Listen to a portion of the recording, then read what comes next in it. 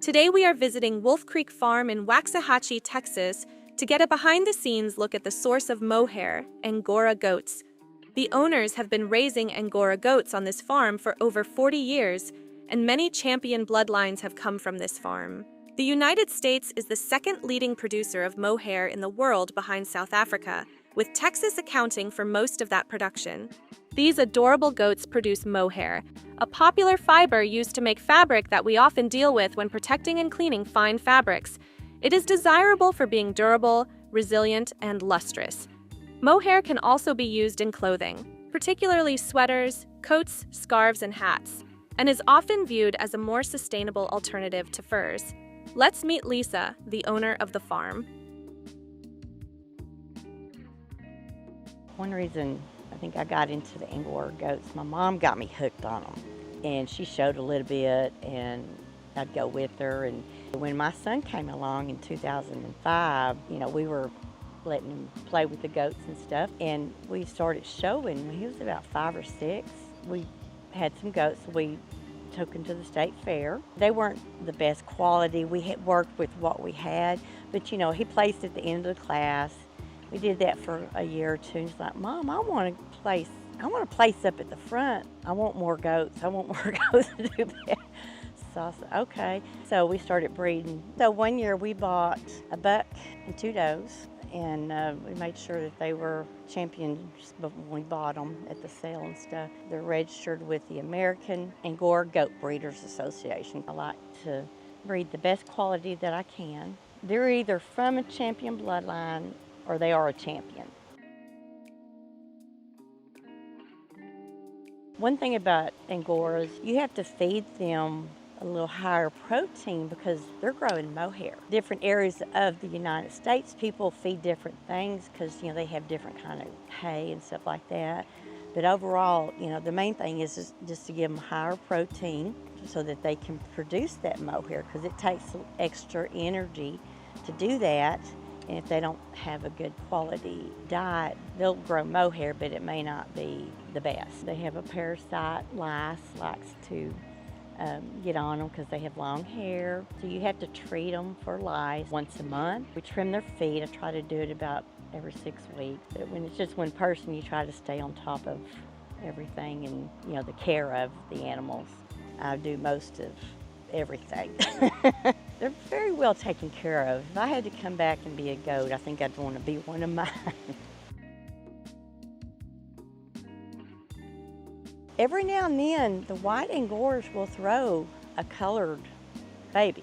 And from those, people have taken and bred them, crossed them with other goats to kind of get more of a purebred and stuff. And to the point now, there's enough colored Angoras that you can breed a purebred, to a purebred Angora. There's an association called CAGBA, it's Colored Angora Goat Breeders Association. It's been around for about 20 or so years, and my mom and some other people started that. If you look back 1980s and 1990s, you can see the difference in the coverage and the quality of the mohair. Is a big difference. They've really gotten top notch.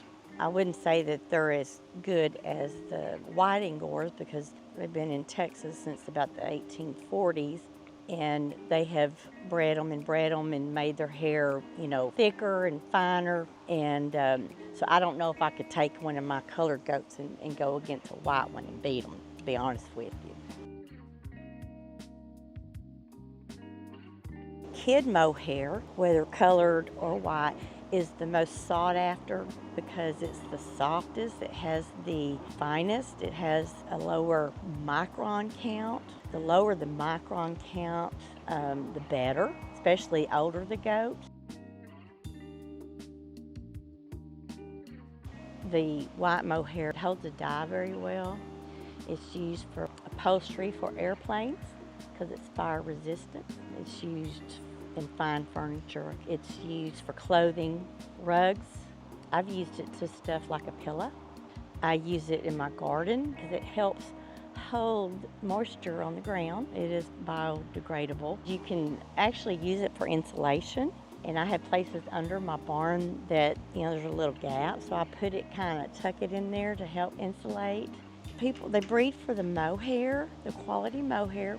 Some people will sell it on the market, you know, like colored Angora. They'll wash it, have it spun commercially, or have it done, they spin it themselves, and they'll sell it ready to knit, crochet with, weave.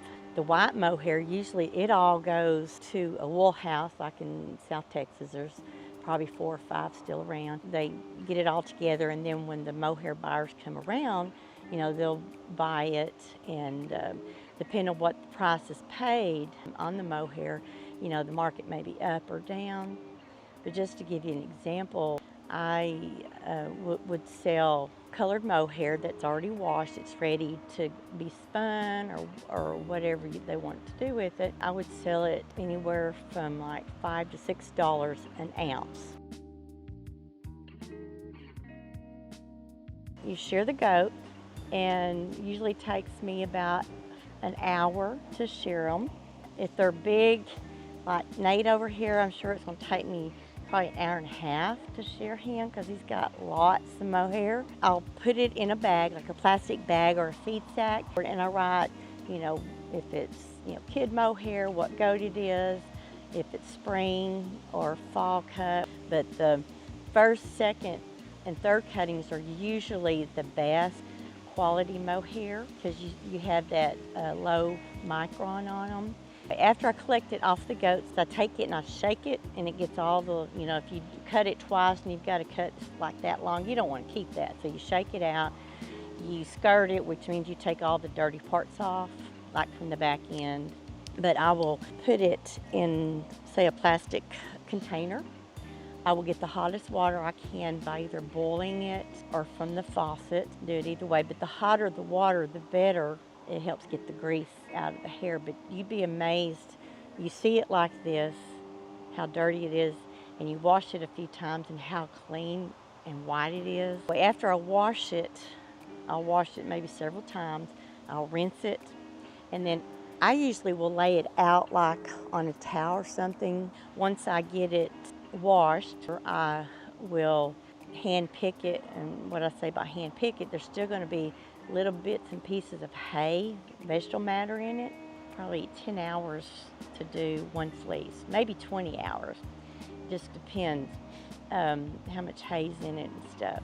There are, you know, machines out there that, like a tumbler, you can make one and tumble, and it gets all the dust and the dirt and stuff out. But I haven't had anyone make me one yet. I've been begging. And once I get it all picked, I'll put it in plastic bags and I'll mark it picked and washed, the length of it and who it came from, so that I know what I want to do with it with that particular mohair. Off of an adult buck like Nate, of course he's got 6-month growth, he'd easily probably have like 12 pounds.